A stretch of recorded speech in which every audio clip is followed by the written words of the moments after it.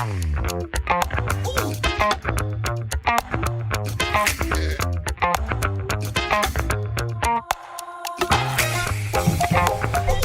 guys, welcome to another episode of Quarto, a basketball podcast where we try to understand the modern basketball, try to get new coaches or old coaches or whatever coaches to talk about the game that we love. And today I have no other than Marco Crespi, one of the biggest, I don't want to sound too wrong on what I'm saying, but one of the biggest pieces of European and Italian basketball of the last 20 years. Coach Euroliga, Euroleague, coach Serie A, Italia Serie A, national teams for women's side. So a lot of experience. So Marco, first of all, thanks for being here. Thanks for it's my pleasure. Share your experience and let's get to it.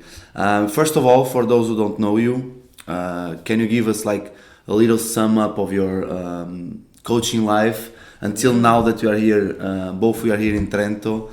And we are trying to do a different kind of project. When I was 16, my dream was to become a basketball coach. So I am working in basketball and I started to coach at 16 years old. Mm-hmm. So now it's 45 years. And because during a test in the high school, talking about the passion, about politics passion, philosophical passion, I talk about basketball because I was I wrote I was strongly thinking that in basketball you can be happy every day because you cannot miss anything. Mm-hmm. So some nights after some big loss, maybe I thought that maybe it could be miss something to enjoy the life being a basketball coach, but this is just for a joke. I think that why I desire, I dream to be basketball coach, because I think that team job through emotion. I think that team job through emotion is something wonderful. And for the let's say for the past 20 years, you have been seeing the growth of modern basketball. You have been through, I want to say, everything since two bigs, playing through the bigs, now playing a fast-paced basketball, women's basketball, men's basketball is a different game. And before we get to our main theme, main subject of positionless basketball, for you for the past 20 years, what were the things that first changed a lot that you think it has sense? It makes sense changing. But what I want to know is what were the things that remain the same that makes a lot of sense that it remains the same from 20 years ago? I think that sometimes it is really important to watch the court, to look at the court, to try to take details. And I think that the movement, moving the ball, moving without the ball is different, but is the base of you can do on offense. On defense, I think that a lot of things change. Why? Because now that we have different size. Mm-hmm. Before there is small, really small, and big, really big. Now I think that every coach dreams to have a starting five with 5 LeBron James size. Mm-hmm. Okay, so I think that on defense it's completely different, but because the defense is completely different, so also offense that has to match the defense has to change. Mm-hmm. And now that we are getting to this even more growing positional basketball mindset or game of way of playing, for those who are not that used to positional basketball, what can you say that can really sum up what it is really positionless basketball? I think that 20 years ago there is point guard, shooting guard, small forward, power forward, center, the pivot in Italy. Okay, and when you mention the pivot in Italy 25 years ago, immediately you are thinking about a slow guy, a tall and slow guy. Now it's not possible. Then you started to put 1, 2, 3, 4, 5. Then 2, 3, maybe no difference. Okay, in the last 10 years, I think that now you cannot talk about position. Why you cannot talk about position? Because the game is quicker and quicker. Okay. Second, you need to spread the floor because defense is switching more and in more efficient way. So you need to spread, and you have 4 or 5 guys outside the 3-point line, and there is no reason it's not possible to have a point guard that is the general floor, the guy that pass the ball very well. No, every player has to be able to be aggressive of the dribble. So no more position, but you can categorize the player of their skills. Handler, the guy that are really good off the ball, the big that can spread the floor, the big can be a roller, but there is no more sense to say that, okay, there are positions in basketball. And one thing that I've noticed since my career started is that we ask since a very young age for kids to have a complete set of skills in terms of variability of skill acquisition. How much of that are you already seeing in the high level basketball? Let's say EuroLeague and NBA, that it's the most, like we have guys like Wenny Bayam that started 12 years ago, like working skill wise. We have guys like Chet Holmgren in NBA. We have guys like I don't know. We have a lot of examples. I'm not recording now. How do you think that 15 years ago they already were thinking about this, or it was like a motor skills more based philosophy and then transferred to basketball? I think that this is an interesting question, and maybe there is no answer, or there is no right answer. I think that you mentioned 2 special case, okay, because you mentioned Wemby, and Wemby is not normal person, okay, so you cannot compare what we wanted to do as a coaches with Wemby, because Wemby is unique for the next 30 years. And I think that it's really important that every player knows what he can do. I think that for sure, maybe every player is much better if they know how to do a lot of things. But also when you coach in youth at youth level, I think every player has his skills. Okay, I think that is wrong that everybody can do the same thing, because if one guy is a poor handler, why to force him to play a lot of ball screen, because he will be in trouble. I think that you need to give idea how everybody can use his physical skills, technical skills, talent, possibilities in the game situation. And one question came to my mind now is, for you, at what age level should we start to try to get him to understand that those are his skills and he has to get better at these skills, or in the lower levels to understand that, okay, these are skills for you to get there, you have to understand that you have to have this and this even more. Good picture. I think that till under 15, okay, so when a guy is 14, okay, you can show them, you can teach them everything. Then from under 17 and under 19, okay, you need not just about position, but it could be the same size guys, that one guy could be a guy for special defensive special mission, a guy that has to play or is more comfortable to play off the ball. Other guy is an handler, okay, but till under 15. You think after under 15 you should start to specialize a little bit the players? Not specialize. I think that is different than specialize because my goal is that every player feels comfortable to be on the court, and then I am comfortable to make A, to make B. So I am interested if you teach me C. But if you start me from C that I am not comfortable, I will not listen to you. And for you, what are we were talking about, we can categorize player skills in handler, off the ball or shooters, and bigs that can be dynamic or even big rollers. For you, what are the big set of skills, if you could put it on a bag?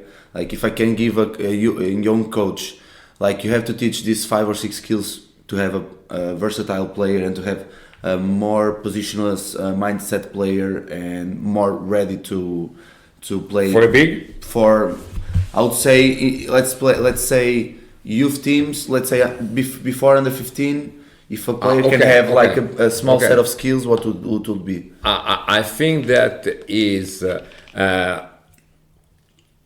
about dribble, how to use the dribble to pass your man. Okay. Second, when you are without the ball, is really important to catch the ball moving and not standing and waiting for the ball. Shooting, absolutely. And then after the pass, knowing that after the pass the game is starting, is finishing. Okay, so what you can do after the passing and the final, because you asked me 5, and the 5 is I also for the young kids to know how to play through the contacts. Maybe no low post, short corner, but something that is not face to the basket, but on the side of the basket, back to the basket, knowing that the contact could be an help for the offensive player. And you were saying that you said 2 things that I think that are really important with what you said before. The game of basketball is very, very fast right now. The pace is very fast. The players should know how to move with and without the ball. And you said 2 things there that we work on here a lot that for me are essential. Is that receiving the ball on the catch, on the move with movement. With this, I want to say, do not receive steal, because you lose all the energy that you used before to create an advantage. And after the pass, continue to play. We can talk about Steph Curry, if not the best shooter ever, and he has a lot to do with his playing off the ball. We've seen a lot of clips through YouTube, through Twitter, of him just for 30-40 seconds just getting out screens, and he reminds me also of one of my favorite players for me, that is Ray Allen, that had an amazing footwork, jump shot, an amazing work without the ball. For you, because we know that it is very important playing off the ball. I'm not just saying playing off screens, but also playing after a pass, after a ball screen, after a handoff, after a kick ahead pass. For you, how important is the after? Not so much the present moment of having the ball, but the after having the ball for everyone. Yeah, you mentioned Steph Curry. Steph Curry is between all NBA players the player that set more picks in a game. Is 8.2 average. Is a lot. In 10 years ago basketball, Steph Curry, the best shooter, just coming out of the pick. But in the game, he set average 8.2 picks. He sets. He makes 8.2 screens. Just to give you an idea about what you say. And I think that why is it important after the pass? Because is really tough that at the first touch you could create something. Maybe you create small advantage, you pass the ball, and this is situation where you start without the ball with a small advantage. You need to keep it and use it and to get this advantage bigger, okay? And I think that is really important that you don't stop. You don't stop. Movement.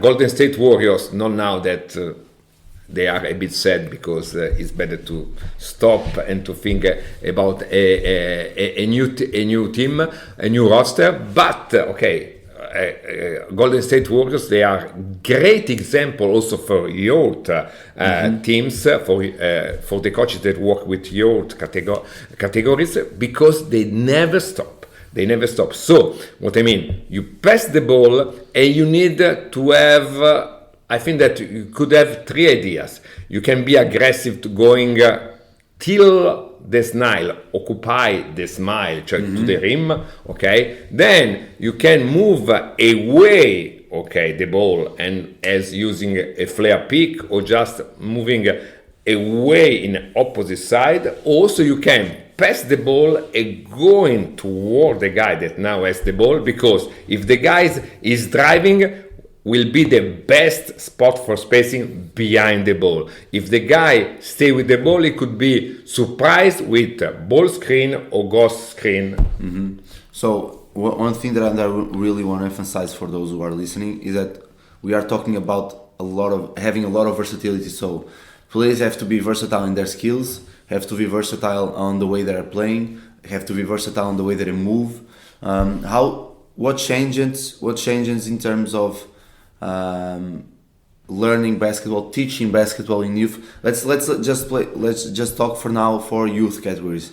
What changes in having versatile players, because we are having a generation of players that, at least I think in Europe, or I say in Portugal, but I also feel that in Italy a little bit, that don't have the same outside playing time that they used to have. So they don't have the same level of creativity, the same level of emotion management, versatility of playing against a big, playing against a small. How can we recreate the versatility of that the game demands in practices, through drills and through games?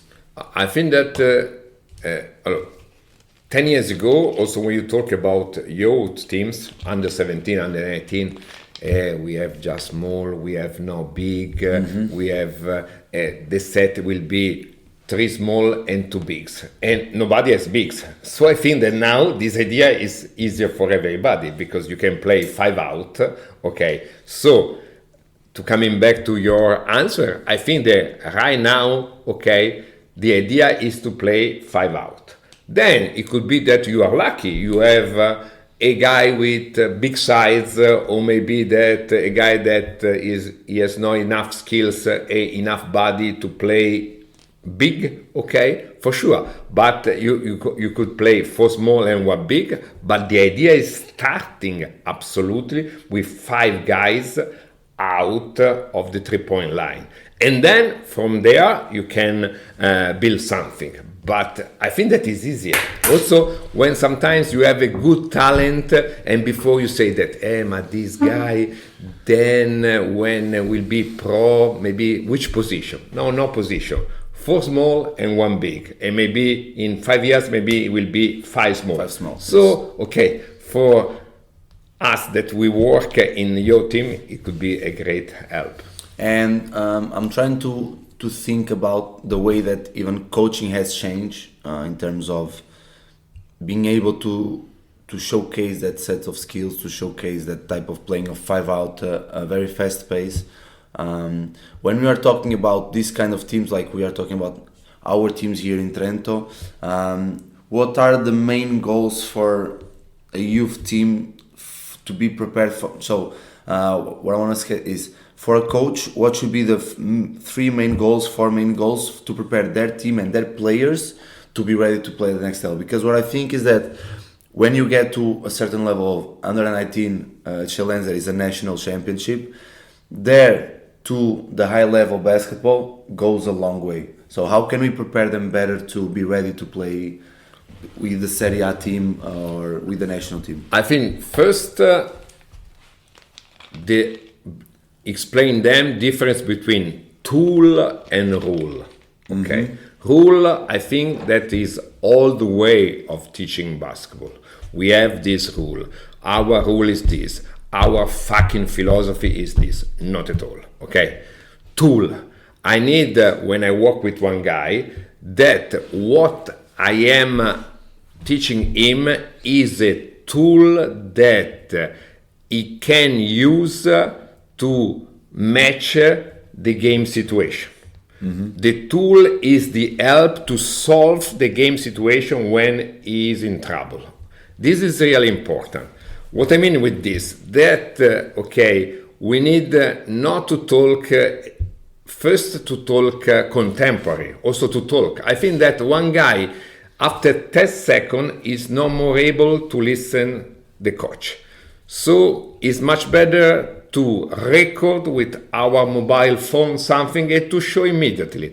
It's better to show not maybe Steph Curry, but some pro player play game situation, and then in 5 seconds he can watch something. This is really important. And then tell this, when you are in this situation, when you are one pass away from the ball, how could be defense? Could be defense how? In one position, two position, three position. Okay, what you can do this, and then okay. So if position is overplaying you, okay, the tool could be this, and then is the player that has to make some question to himself, and then to learn how to use the tool. No, the coach they say our rule is if you are overplay, you can make this. Otherwise, it will be not ready. But do you feel like in this case of rules and having structure, because we always listen about structured chaos, do you feel that having some rules can make them understand that in that type of spot they can do A, B, or C for them to understand, or them to be more comfortable with trying new things there, or is that? I think that is about language. Okay, rule is something that I think that a guy it has to be done is like feeling that. that has to respect the rules. Okay, the tool is for sure is something that he can manage by himself. Okay, so it is really important. We are in 2023. I start to coach your team in 1983. Before I was born. yeah. So I think that if I coach in the same way, I am really stupid. Really stupid. Okay, so now the guy also. When one guy is in professional team, maybe also to professional team is different than before that you have 2 months pre-season. You have just 1 week, 1 game per week. Now maybe you have 2 practice. So the guy, if you want to help them to be pro, they need to realize how to act by themselves on the floor. And you say there some things that I want to try to dive in a little bit more. That is, having the tools to do something means that in the beginning or at the beginning, players are going to do a lot of mistakes at the front, because we are trying to make them read, make them understand, make them feel, make them do everything. So in the fast-paced basketball game, in the modern basketball positionless game, where we try to play the first 8 seconds like mad guys, like running, the mistakes are happening. How can we make the more young players to understand that I rather make you a mistake or see you making a mistake on the first 8 seconds, sprinting like a madman and losing the ball on the dribble because you are trying to go as fast as possible, and do of even if these, let's say, or I prefer that to you miss a shot but going slowly. How can we make him? I don't know if I I understand, but I think that you need to define what is mistake. Okay, because I think that coming back to your example, mistake is if you don't run, if you are not aggressive, if you are not thinking about the next play. Okay, it's not if you miss a shot. And then, okay, I partially disagree when you say that, hey, we want to play up-tempo game, we want to be aggressive in the first 8 seconds, so we will make some turnovers. Yes, but maybe also not. I think that for sure, and this is a big problem for the coaches, okay? For young coaches, for that they talk too much during the practice. So what I mean, if during the practice you have a lot of game situation where you push to be aggressive, to attack in the first 8 seconds, and there is one time, twice, a lot of times, and not blah blah blah. I think that also playing a really aggressive in the first 8 seconds means no turnovers. And I'm glad that you brought that up, because I had the question like this for after. Having a big or an up-tempo game, more fast-paced game, means that coaches have to understand the game better, because the things are happening a lot faster. And you were saying that, and I agree, that we talk too much in practice, even in games, I believe. I think because kids, like you said, after 10 seconds they don't listen. So you have to understand, we have to try to figure out ways to make them understand in other ways, like video, like straight words, like 1 word, 2 words, for them to be ready to go. For you, how can a coach, of course with time and going at it, and trying and error, how can a coach in a practice be more present in a way that he can understand that after three quarts or three or four goals, he can understand, okay, in the first two we missed this one, in the last two we missed this concept. How can they be more present in the practice, and they can understand more what's happening when it's going full pace? I think that we can help the guys, may help them to make questions to themselves. Sometimes a coach, there is a play, there is a mistake, and the coach is talking with one guy, say, hey, what you can do in that situation? And everybody knows the answer. I didn't pass the ball, but it's much better option to take a shot. This is completely wrong, okay? Because I think that we need our goal, our desire is that the players make the question to themselves, not that they need to be able, after mistakes, crying that yes, I made mistake because I take the shot and it's much better pass the ball. Because he already knows. This is not help them to learn. I think that is really important. Use a dictionary. Sometimes a coach, when he start to correct or to make some suggestion, he started to talk. You remember that in that situation the defense was that, so it's much better that you stay low and then you catch the ball and then you move the ball. Hey, in that situation, Lillard, for example, okay, and then maybe it could be Lillard, could be Toto Forai, because the captain in Aquila could be a Portuguese guy if you are talking with some Portuguese guy, but maybe one word to have a dictionary, so maybe, okay, and now also in our academy we have somebody that say that, okay, yes, I have to make Tatum, okay? That maybe, I don't know if Tatum used this, but it's enough to put one word, and one word is our word. We have our dictionary. Now we use the coaches or the book words, okay? Something that is ours. Yeah, that's cool that you mentioned that, because we had a podcast a few months, like 2 or 3 months ago, with Paul Kelleher, that is the Irish national team coach, and it was all about how to improve team ability through communication. And he says that he tries more. You are saying more of specific words of like things that we know of basketball wise, and he tries to go with the emphasis of life words. So if we see a mismatch, they call it turtle. If they see the things that they have to improve through practice, they call it rabbits, because they're always jumping, they're always happening. Things like that. They like one thing that I really love when I was with them in the under 18, watching and learning. They had weather times to defend ball screens. So if it was storm, he was blitzing. If it was windy, it was switch, I believe. If it was cloudy, it was drop. It was how to create more space. So I really was. I was into that. I was into that when he talked to that because I remember when I was seeing the European Under 18 Division B last year that I don't think I think it was I don't know I don't remember if it was Portugal or Romania that the coach was yelling the covers like switching and two players didn't listen, so they get 2 points and they lost by 3. So that can really be a thing that changes the way that we teach.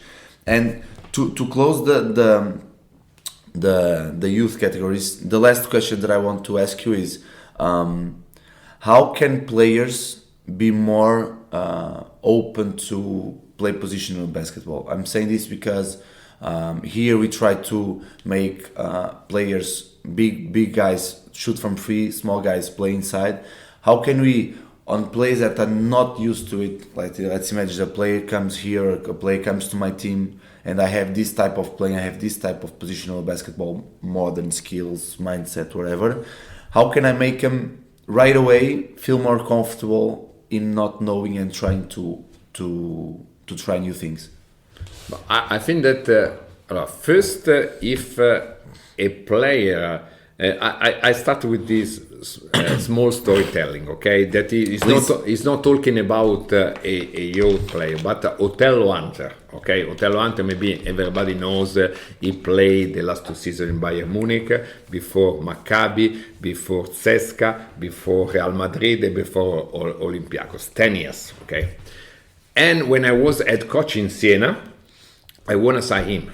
I want to sign him because when he was rookie from Ohio State, I love to coach in my team in second division in Italy. But unfortunately, he decided to sign, okay, obviously, 2 years contract with Atlanta Hawks. Mm-hmm. Then after 4 or 5 years, okay, I was head coach in Siena, okay, and the season before, Otello Hunter played in Valladolid, that they went from ACB to LEB, mm-hmm. and he finished the season in second division in China, so nothing.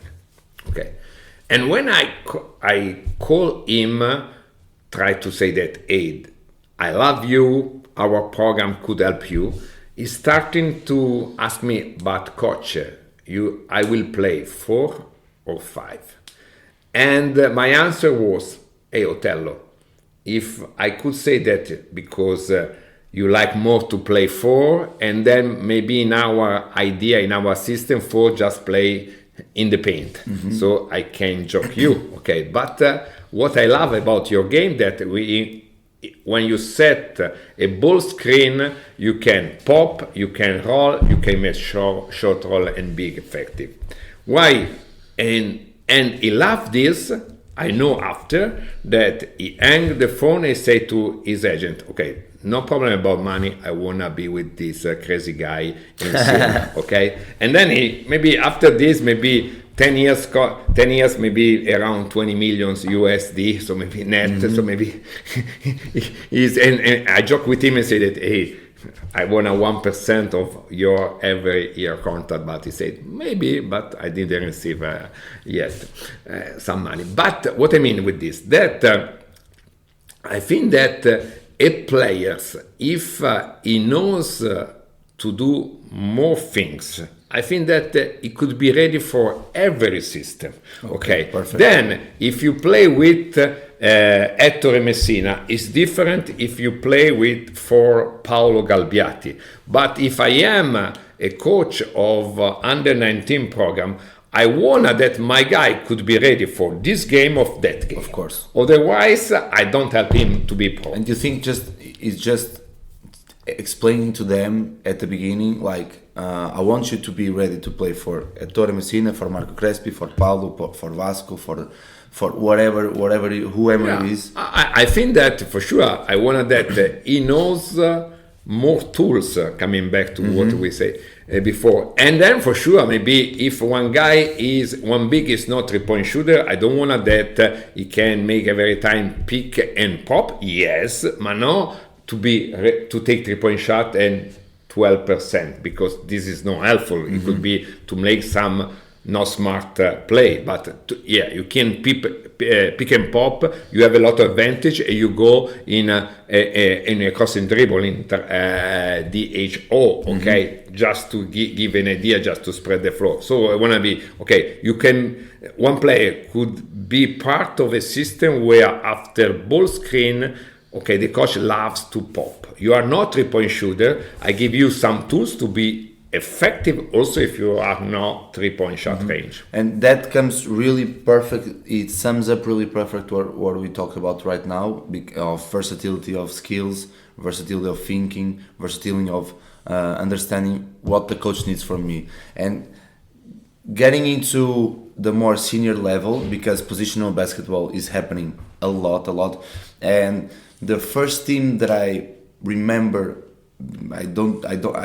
for the past years, I haven't watched that much of basketball, and maybe I'm getting it wrong, but the first team that I remember that played a very fun style of play, a very up-tempo, 5-out, pace-out, it was Nymburk team 5 years ago, I believe, that played an amazing season in the Euro Cup or Champions League, I don't remember now, but I got really into them because they really play the first 3 or 4 seconds of the game. If they didn't have, they play into motion then. And my question to start this bit of senior level is, how can you, because now we are getting into the mind of Marco Crespi, that was a head coach for 20 years in the top level in Europe, how can you start to create a team with the mindset of the positional basketball? For you, if you had a team right now and you want to have a positionless style of play, what were the first things you would do to create the best team possible? I think that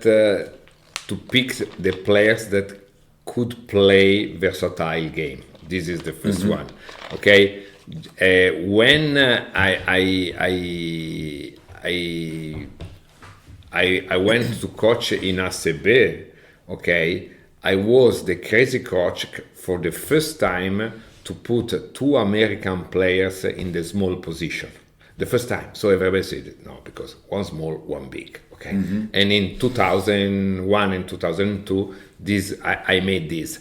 But why I made this? Because I was thinking that the game is created by small, and it's better to have smart and useful bigs than bigs that needs to pass the ball to him and then maybe low post 2 for 5, and so it's no efficient game. Okay, so I think that and right now to create this you have to have in your 5 guys on the floor at minimum 3 handlers. 3 handlers, it could be one and the 2 guys with small, bigger size. Okay, it's not that guard. Okay, and I think that the combination is really important. You have no 5 handlers and no shooters, and this is the combination to create game situation. I think that this is, and sometimes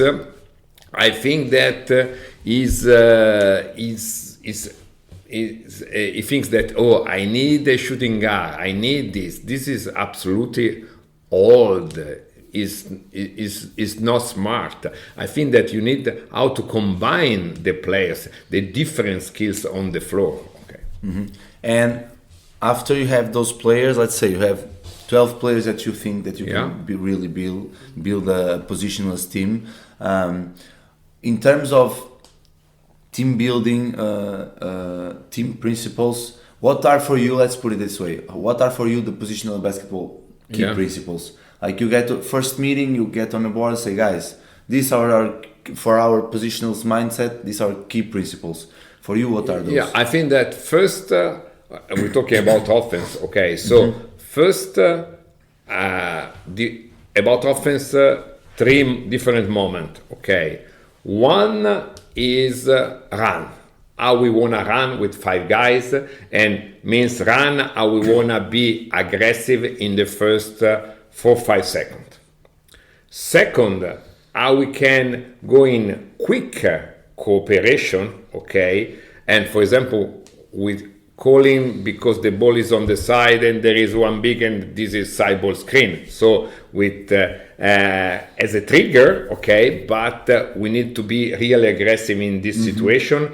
And at senior level, it could be if the ball is on the side, we can do this, okay. Just the mandatory is the position of the ball and the spacing between the other guys. And then we have some set that we can use with some numbers, just because during the game you can need to control the game, okay? But I think that has to be clear, this, okay? So everybody has to say, first 5 seconds, trigger the first 12 seconds, and then we need to keep moving a ball and without the ball, okay, or set to control the tempo, to decide that, okay, now the next we wanna go to Vasco, and then maybe we know to do this. And we were talking before, and you talk again now about spacing. The spacing for me, and I think for the majority of coaches, is the most important thing in basketball, because without spacing you can run a lot, but you won't have the advantages to play. Do you think that now it's more difficult to have a good spacing in terms of players are bigger, we are trying to create different dynamics in terms of team plays, playing 5 out, playing 4 out, 1 in. We have so many spacings, so many different spacings happening in the game, that even in that type of argument, the players have to be versatile and knowing the spaces. Do you think that having a good spacing nowadays is more difficult than before? I think that is different.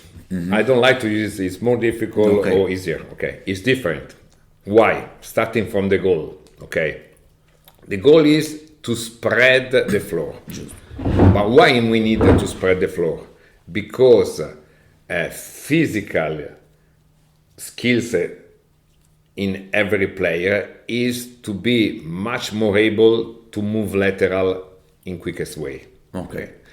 And for this reason, the switching is the more frequent and more efficient option against every pick. So we need to spread the floor for this reason, to punish the defensive, the D choice. And to spread the floor, okay, we need, okay, for sure, not just first that all the players not have to stay on 3-point line, but maybe 1 step and a half from 3-point line, okay? Also, no, so sorry for interrupting you, but also because nowadays players can shoot from 2 steps behind with ease. So because they are very strong and they are very used to shoot the ball, I'm saying like Prentice Hub sometimes in practice shoots the ball from halfway like he was shooting free throw. So they have a lot. It's easy for them to shoot from not 7 meters, for 8 meters, 9 meters. Yeah, for this reason, because the 3-point range is wider, but also because before we talk that one important skill also for youth kids is not to receive on standing. So what I mean, if you play 1 step away 3-point line you 4, can attack the space more easily. You have the space to attack. Okay, so it's not before it was catch and go, now it's go and catch. If I play on 3-point line, there is no room to make this. So this is really important. Second, about the spacing, okay, I think that before nobody move behind the ball. Now, if one guy move completely behind the ball, a lot of times will be completely open, or if it's not open, we spread the floor. Okay, before when there is one drive, we say that, every guy, okay, go in vision of the handler. Now it's not possible. I think the best pass is behind, completely behind, not on the side, no behind on the side, no, completely behind. That the pass is blind, okay, the pass has to be creative, okay. And third, I think that is to spread the floor, that also small guy has to be able, because you are not, it's tough because we talk about great physical skill to pass the guy of the dribble. So if we need also to, we are not able to drive, we need to pass the ball in short corner because it's almost a drive. And not just a big, that maybe a big can do anything and so they stay face with small, but also to pass to the small in short corner. And when you're trying to, let's say you have your teams, you have key principles, and you start to make your playbook. You have the quick calls that we're playing, let's say either quick calls or triggers, things that in space that we can arrive in space and start to play. You have your set plays. For you, what changes in creating or using set plays in terms of positional basketball on offense? I'm saying because now you have handlers, shooters, and bigs, dynamics or rollers, whatever you want to call it, or whatever you have. What changes in creating a playbook, in creating a set offense, even to control the tempo of the game? I think that first is if I think a set, we are talking about pro level, okay? That I don't like that the set number 2 is for all my players. I love that with these 5 guys, the combination of these 5 guys, we want to play 2 up. If we change 2 guys, we cannot run the same set because it will be no help for this guy. And we run maybe with some different details 2 down. You understand what I mean? I think that it could be possible because if I show to my players something that my idea is adapting to help them, they remember everything. If I am a great shooter, I run 2, I laugh. I have so shooter, I run the same system. I feel that is not something for me. I think the key word here for the whole conversation, the whole episode is adapting, being able to adapt. Absolutely. Even as a player, as a coach, because the game is changing a lot.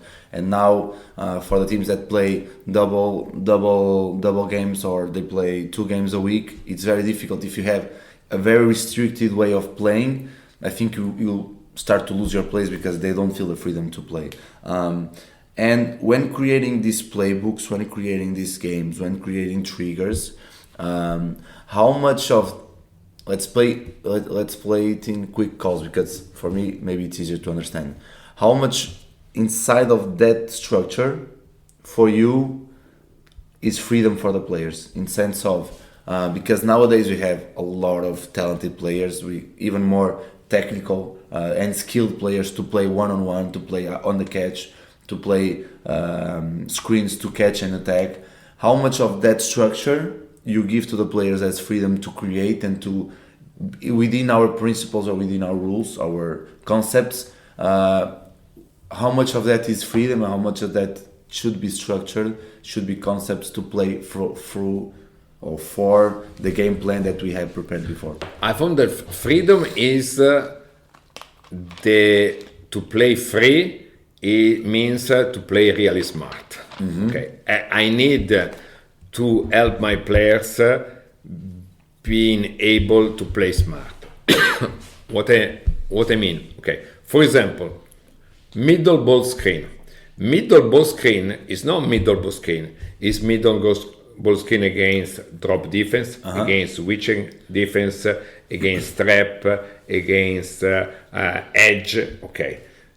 And if I run middle ball screen, I need right now, 2023, maybe it could be just a small screen to pass the ball to the others, because all 5 guys, they are able to, on defense, they are able to play against ball screen if I pass to another guy here. So if I give this idea that middle ball screen is 4 different motion from this situation, and then maybe against talking about how to attack the defensive choice against the ball screen, then what can happen if I pass to the others? It could be if I am middle on the right side, if I am dribbling from left to right, or on the left side. Just if I give you it could happen all these things, and then tools about every situation. then this is freedom. Okay, then you can do what you wanna. Okay, I think this, and another thing about that is about to be freedom about choice. I don't like, okay, that as a coach I from the bench now to down, now to south, now this. Okay, I coach Marquis Haynes that in Siena, then he won some titles in Venice in Italian league, and he told me that his college coach, he said that, hey, don't turn towards me on the bench to ask His what coach I'm was doing. calling If everything. you are no, the coach said that, hey, because Marcus Haynes when he was in college said that, hey coach, what Right. I need to call, and the coach say, hey, you are point guard, okay, I wanna that you call what you want, and this I think that is really important.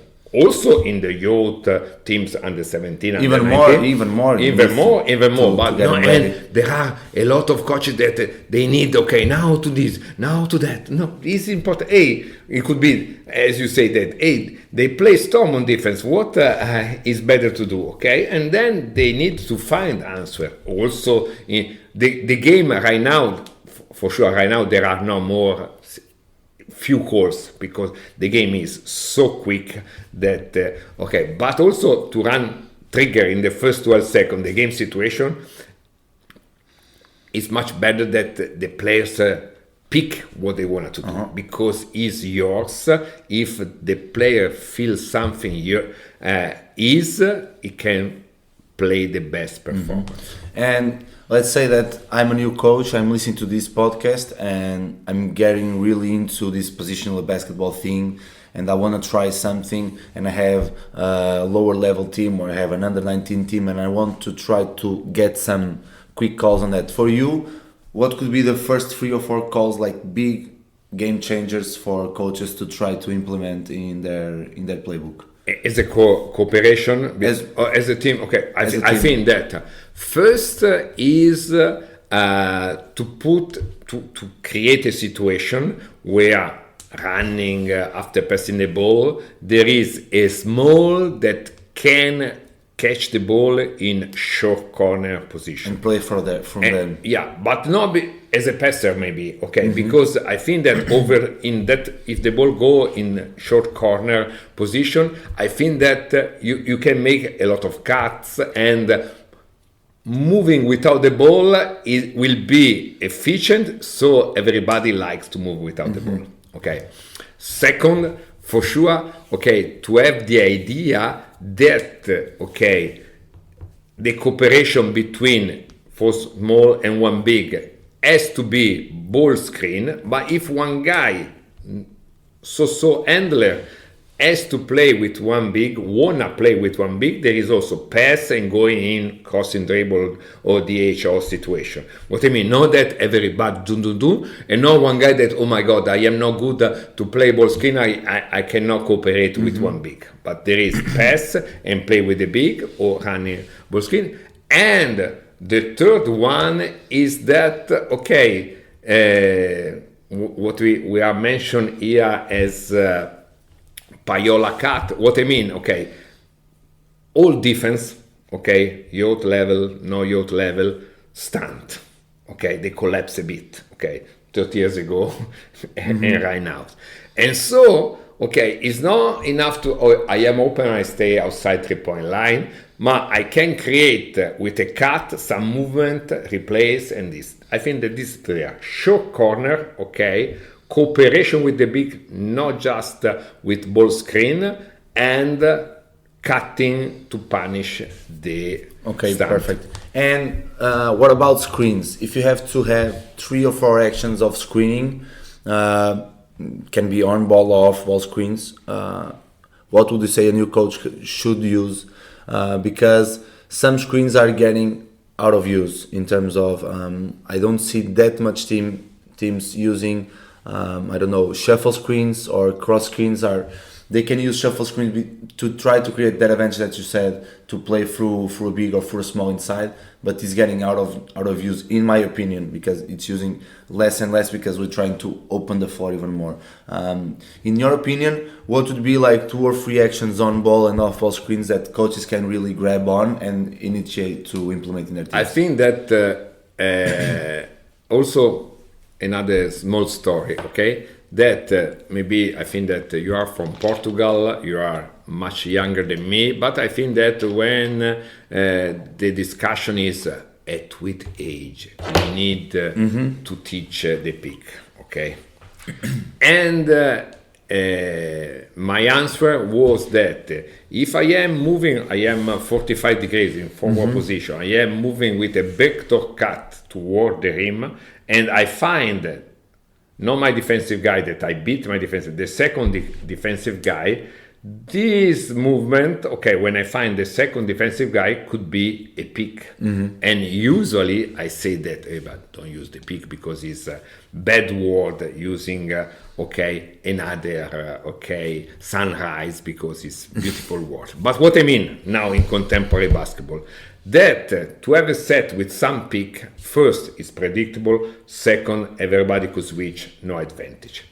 What is really important that moving the ball, being aggressive with the ball could create something where maybe a flare pick is something to punish defensive attitude, defensive choice.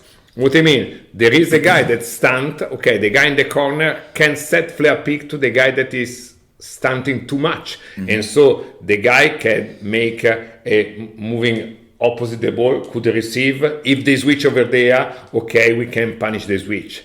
And the same if we make our in Trento Paiola cut. I make a aggressive cut when I am the closest guy in offense. I find the second guy, it could be like a pin down. What I mean. And third, sometimes if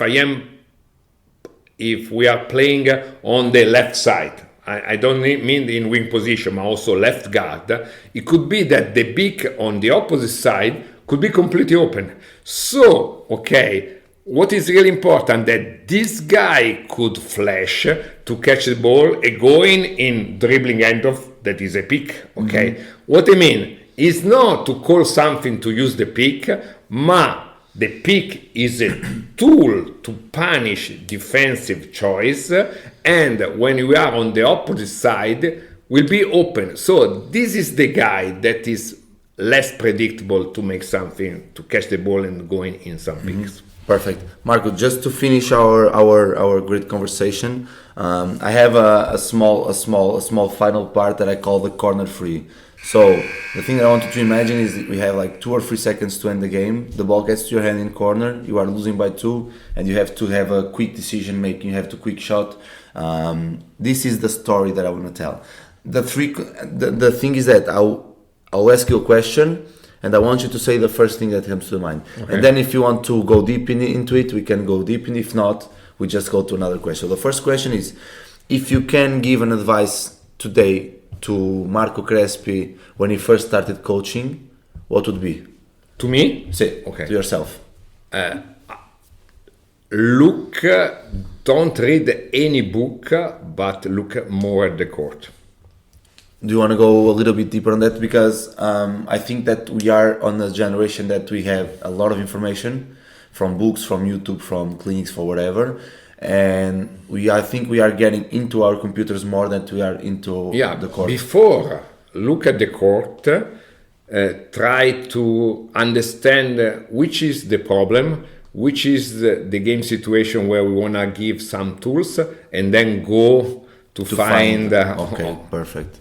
And the second question is, if you could have a dinner or a lunch or a coffee with 2 people from whatever situation, but more specifically, don't have to be specific from basketball, but from basketball, dead or alive, like you are very curious to meet them, who would be? 2 person? 2 people, see.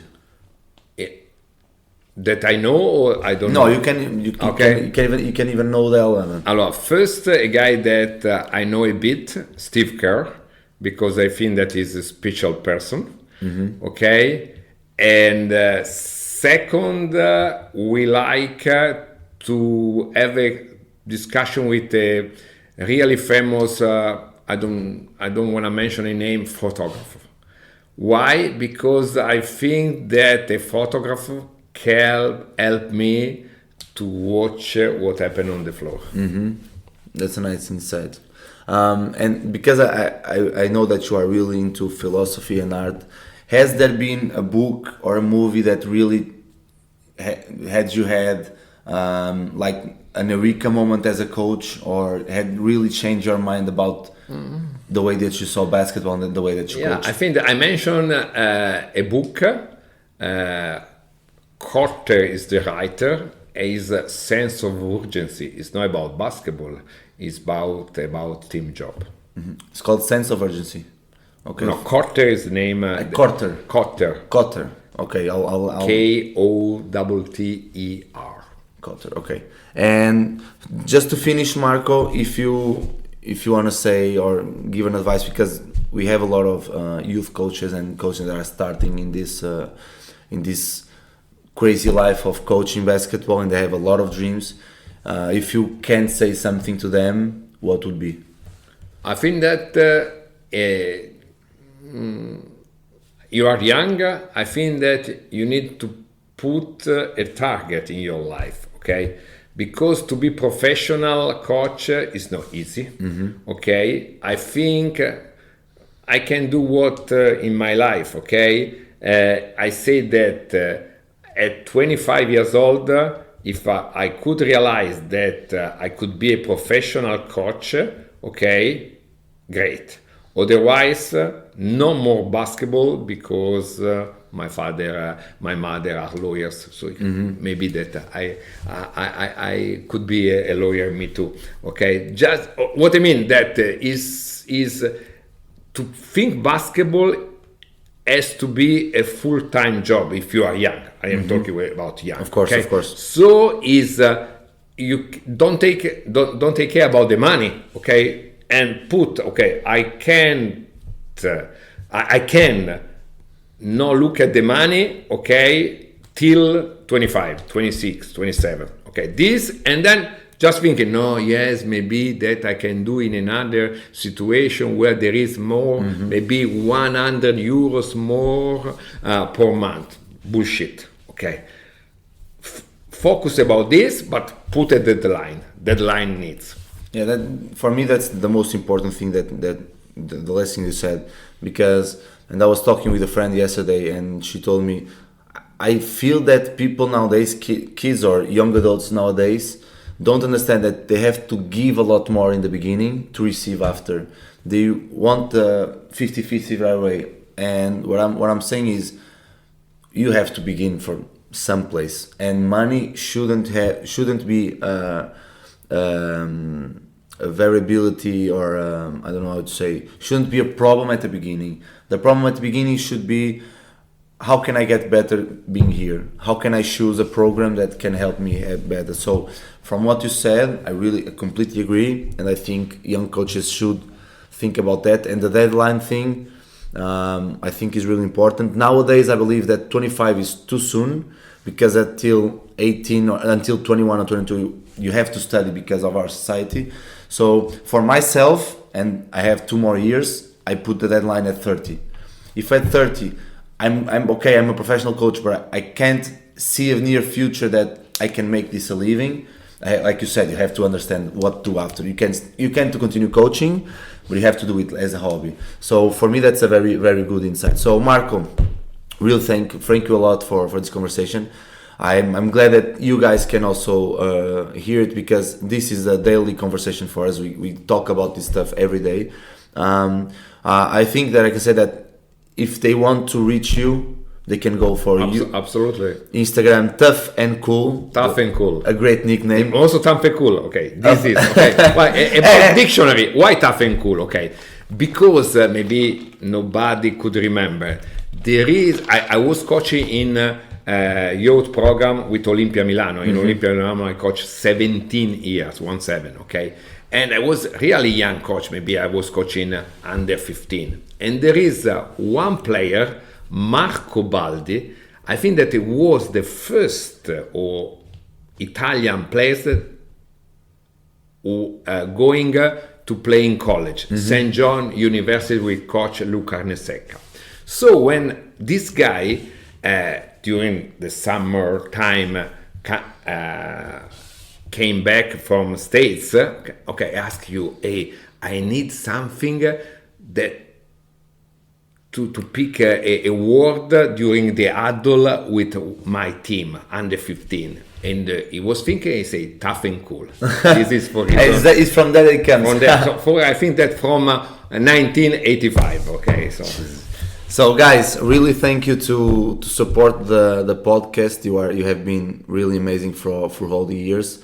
If you have some questions or some question about this, you can contact me through socials or Marco Crespi through his socials, Twitter and Instagram, Tough and Cool. And have a great year. Try to implement these things because this is not the future. This is the present of basketball. Positionless basketball, modern basketball is not that modern. It's normal basketball nowadays. Contemporary basketball, right? And like Marco said, try to be curious. Try to think ahead. Look at the court and try to understand what the court is. So we see you next time and thank you.